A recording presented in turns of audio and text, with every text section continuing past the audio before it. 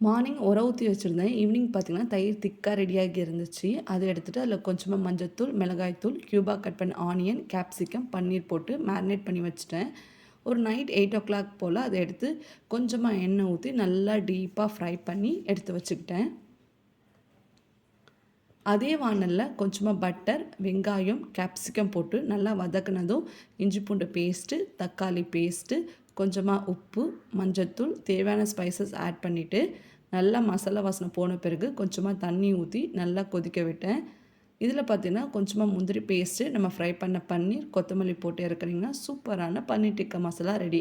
Actually இது கூட சப்பாத்தி தான் பிளான் பண்ணியிருந்தேன். பட் தம்பி சுத்தமா வந்துட்டு வேலை செய்யவே விடல.